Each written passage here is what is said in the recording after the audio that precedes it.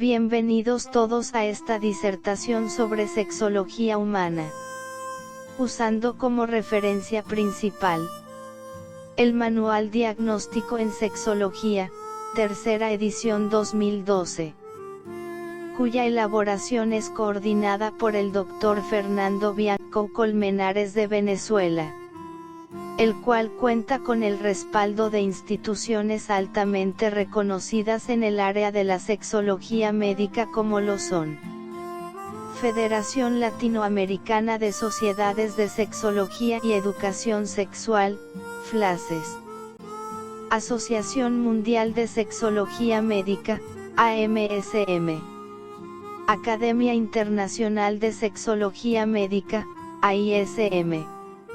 Se procede a dar explicación detallada del proceso del desarrollo del sexo de acuerdo a una lámina maestra contenida en el manual mencionado. El proceso de desarrollo del sexo se inicia con la unión del espermatozoide con el óvulo, y termina con la muerte.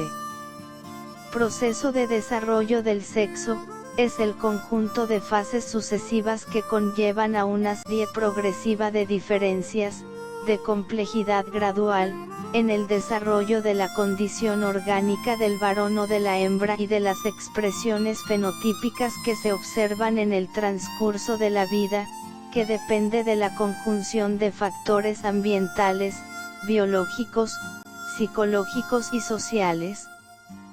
Tiene tres fases: determinación, diferenciación y expresión.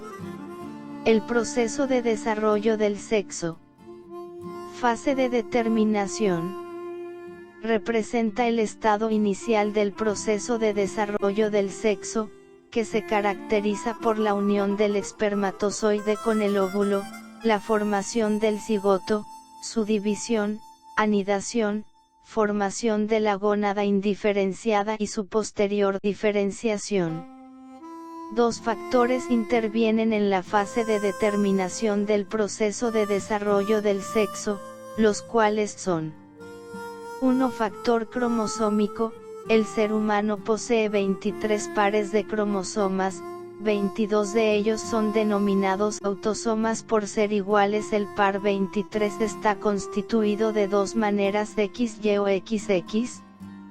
Este es denominado par cromosómico del sexo.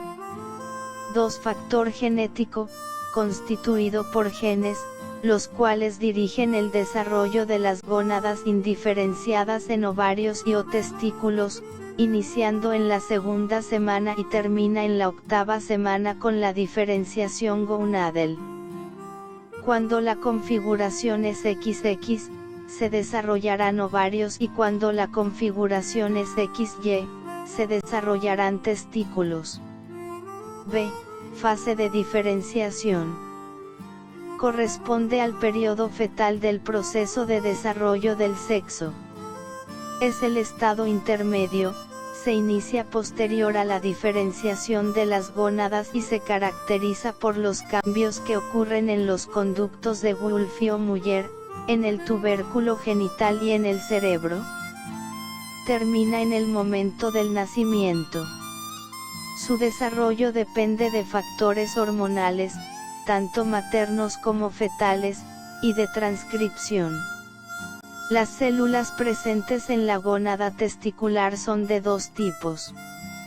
Células de Leydig, liberan testosterona, provocando la formación del pene, escroto, rafe y uretra.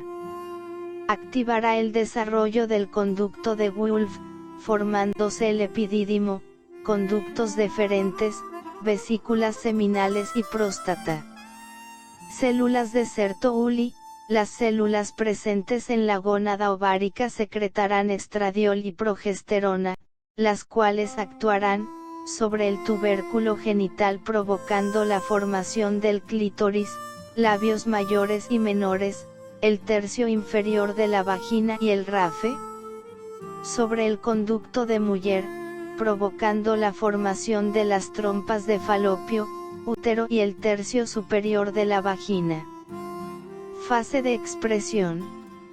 Es el estado final del proceso de desarrollo del sexo, va desde el nacimiento hasta la muerte y se caracteriza por las manifestaciones físicas, psicológicas, sociales y culturales que conforman el patrón de expresión fenotípico de la persona.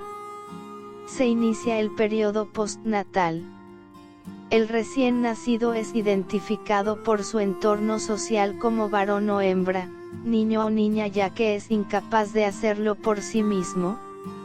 El individuo manifestará por medio de palabras, miradas, gestos y conductas lo aprendido, y ello constituye el patrón de expresión fenotípico.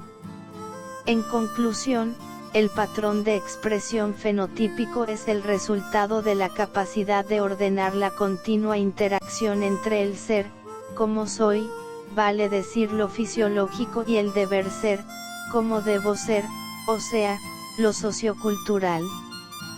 Proceso del desarrollo del sexo. Desarrollo del cerebro. Consideración especial merece el desarrollo del cerebro, el cual se inicia a partir de la segunda semana del proceso de desarrollo del sexo, formándose por completo durante el periodo fetal, continuando su crecimiento y funcionalidad después del nacimiento. Con respecto al proceso de desarrollo del sexo, se ha establecido a nivel hipotalámico la presencia de estructuras que garantizarán los ritmos biológicos, ovogénesis y galactogénesis en la mujer y espermatogénesis en el hombre, y de estructuras nucleadas localizadas en la base del cerebro. Proceso de la función sexual. Se define como el conjunto de fases sucesivas que constituyen las actividades propias del sexo. Posee una condición denominada cualidad y sucede en un tiempo variable. Componentes del proceso de la función sexual. Cualidad. Fase de estimulación. Fase de respuesta. Tiempo de ejecución.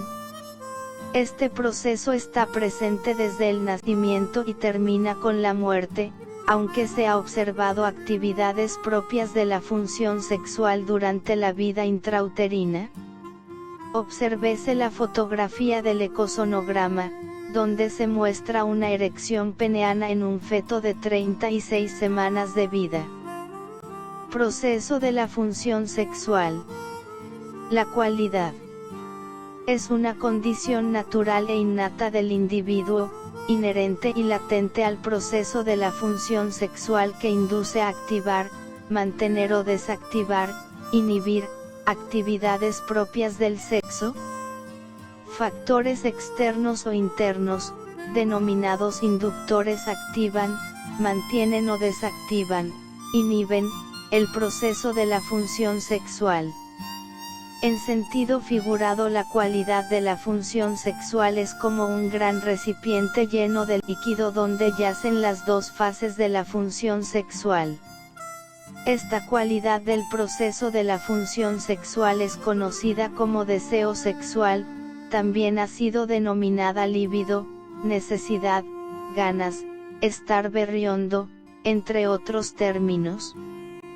Proceso de la función sexual. Fase situación estímulo sexual, es conceptualizada como la acción de ubicar cualquier cambio en el ambiente externo o interno de un organismo, con el fin de provocar la ejecución de una actividad de carácter sexual. Tres factores determinan esta fase. Factor administrador. Factor método. Factor frecuencia. Factor administrador de la situación estímulo sexual. Se refiere a la acción o efecto de quien o quienes ubican la situación estímulo sexual. La situación estímulo sexual puede ubicarse entre un hombre y una mujer, se denomina administrador heterosexual. Entre dos hombres o dos mujeres, es denominada administrador homosexual. Entre hombres y mujeres indistintamente, es denominada administrador bisexual. A uno mismo administrador autosexual. y entre seres humanos y animales administrador zoofílico. Factor método de aplicación de la situación estímulo sexual. Se refiere a la acción de cómo se ubica la situación estímulo sexual. La situación estímulo sexual tiene infinidad de métodos de ubicación, sin embargo, todos tienen como denominador común la activación de algún órgano de los sentidos, del pensamiento, fantasías, o de la memoria, evocaciones. De allí la diversidad de formas de estimulación sexual que han sido descritas a lo largo de la historia. Factor frecuencia de la situación estímulo sexual. Se refiere a la ubicación por unidad de tiempo de la situación estímulo sexual. Es decir, cada cuánto se ejecuta la función sexual. Encontramos tres categorías. Frecuencia alta, se refiere a la ubicación diaria o hasta cada 4 días de la situación estímulo sexual. Frecuencia media o moderada, se refiere a la ubicación cada 5 a 9 días de la situación estímulo sexual. Frecuencia baja, se refiere a la ubicación cada 10 a 14 días de la situación estímulo sexual. Fase de la respuesta sexual, siglo. Es conceptualizada como toda actividad caracterizada por la presencia de activación cortical y o medular en el sistema nervioso, la cual se correlaciona con un fenómeno de tumescencia, de contractibilidad muscular lisa y o estriada y de un fenómeno de detumescencia, tanto a nivel genital como extragenital, efecto de una estimulación sexual. Factores anátomo-hormono-neurovasculo-endoteliales y funcionales, determinan esta fase. Las fases se inician generalmente, con la aplicación de la estimulación sexual, aunque en ocasiones se inicia con algún componente de la respuesta sexual, que actúa como estímulo sexual. Tiempo de funcionamiento sexual. Es conceptualizado como el intervalo variable que transcurre entre el inicio de la acción de ubicar la situación estímulo sexual hasta que concluye la respuesta sexual. Como el rango fisiológico del intervalo del tiempo de funcionamiento sexual no ha sido determinado, FLACES, WAMS y AISM recomiendan tomar como criterio el reporte verbal de la persona, el cual puede ser: soy muy rápido, me tardo mucho, o estoy conforme satisfecho con mi tiempo. En la lámina maestra, apreciamos una representación visual de los procesos de desarrollo del sexo, de la función sexual y la epigenética, con sus tres fases: determinación, diferenciación y expresión, señalando además el desarrollo del cerebro. La función sexual destaca las fases: situación estímulo sexual, respuesta sexual, inmersas en la cualidad y señalando el tiempo de funcionamiento del proceso variable. Se destaca también la epigenética como parte integral de todo el proceso de desarrollo de la sexología. La epigenética nos ayuda a sustentar aún más la hipótesis planteada, en cuanto a que la plasticidad del genoma permite la regulación de las modificaciones en la expresión de los genes que están bajo la influencia de los factores ambientales, biológicos, psicológicos y sociales, de allí el que se generen distintos fenotipos sin alterar el genotipo.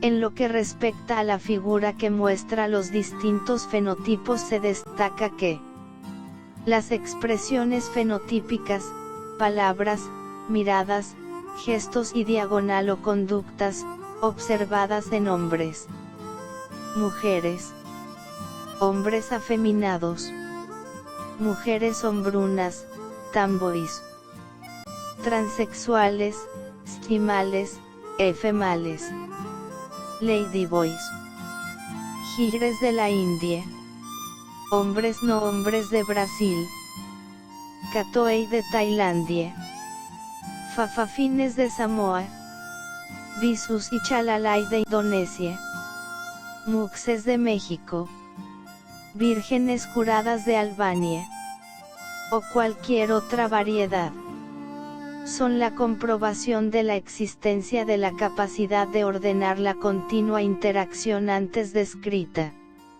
La epigenética estudia los mecanismos a través de los cuales el ambiente interviene en la expresión de los genes, encendiéndolos o apagándolos, sin que ello implique la modificación de la secuencia de ADN.